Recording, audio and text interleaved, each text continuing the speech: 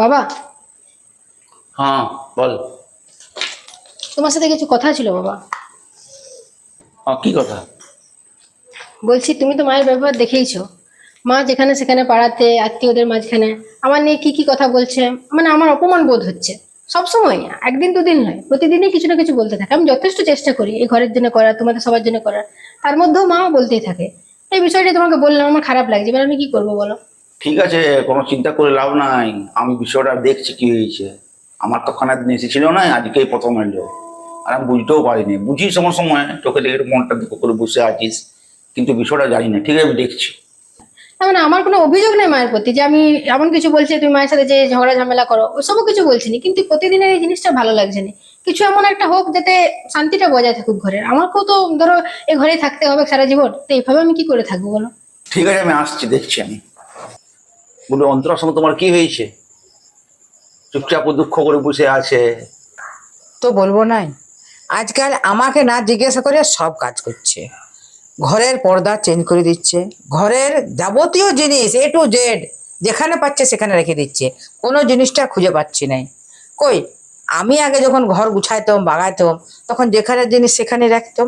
তা তুমি যে ঘর বাগাচ্ছ গুছাচ্ছ আমাকে তো একবার জিজ্ঞাসা করবে, সেটাও প্রয়োজন মনে করবে নাই। বাবা, আসলে ভালো করে বুঝাই বললেই হয়। আমি তোর না রকমভাবে শুনতে পারলাম ওর মুখ থেকে, তুমি পাড়া রেখে ওকে এইসব কথা বলে বেড়াচ্ছ। এটা ঠিক না। ও তো ঘরের বউ, ওর স্বাধীনতাটা আছে না? নাই বলো। তো ঘরের বউ হলেই কি হবে? তুমি যে দুনিয়ার জিনিস যে ইধার থেকে উধার করছো, তা আমাকে তো একবার জিজ্ঞাসা করবে। ঘরটা কি ওয়ার বটে? ঘরটা তো আমার বটে। এইখানে তোমারটা আমি ভালো লাগলো না। এটি ঘরটা আমার বটে, এই কথাটা তুমি উইথড্র করো। ঘরটা না তোমার, না অন্তরার। আর তোমার বটে ওর বটে, ঘরটা করাইছি আমি। তুমি যেমন আমার স্ত্রী বটে, তেমনি আমার বেটার বউ বটে। ঠিক করে কথা বলো। ও কি ঘর, যে ঘরটা গুছাচ্ছে, যে ঘর গুছাচ্ছে, তুমি নিজে ঘর গুছাচ্ছ। আরে কি বাবা, তুমি সেই ঘরটা আমার বটে, তেমন ও ঘরের কে বটে? ও তো ঘরের লক্ষ্মী, তুমি লক্ষ্মী বলে কাইনিছো। লক্ষ্মীর সম্মান দেবে নাই? ওই যে তোমাকে টাইমে টাইমে চাটা এনে দিচ্ছে, তোমাকে টাইমে টাইমে বাবা এই দেবো, বাবা এই করবো। ওই জন্যই তোমার এখন অন্তরা দমে প্রিয় হয়ে গেল। না, অন্তরা তোমার দমে ভালো হয়ে গেল। আর আমি বলতে গেলে আমি খারাপ হয়ে যাচ্ছি। ও আর নিজের কর্তব্য করছে।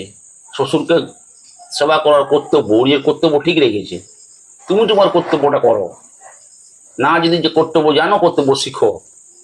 শিক্ষার কোনো দোষ নাই। কাল থেকে আমার যেমন না এরকম উল্টো কোনো বদনাম না শুনতে পাই। আর বাইরে তো কিচ্ছু নেই, তোমার যা হবে তুমি আমাকে বলবে, আমার সঙ্গে কথা বলবে। না, তবে একটা জিনিস ওকে বলিয়ে দিবে, যেখানে জিনিস যেমন সেখানে রেখে দেয়। এই যে আজকে আলমারির চাবিটা আমি খুঁজে পেলাম না, গোটা দুনিয়া আলমারির চাবি খুঁজে বলছি, আলমারির চাবি নেই, কোথায় রেখে দিয়েছে কে জান। যখন সবজি এসেছিল তখন তুমি কোথায় রেখে দিয়েছো? তো আমি তুলে রেখে দিয়েছিলাম, দেখো একটার মধ্যে আছে। না জেনেই তুমি তো অনেক কিছু বলো। আর যাই হোক, যা আবার হলো, কাল থেকে তুমি আর তোমার যা অসুবিধা আমাকে বলবে, ওকে বলে দেবো, যা সমস্যা আমাকে বলবে। শান্তি দাও, শান্তি শান্তি শান্তি, মা লক্ষ্মীর বাস হয়। আর কোনো বলবো নাই। বাস কাটাবো। আমি বলতে গেলেই তো যত জ্বালা। আর কোনো বলবো নাই। যা ইচ্ছা করুক, ঘর জহন্নামে চলে যাক, আর আমি কিছু বলতে যাবো না। বলবো না ওকে বলবো। যা।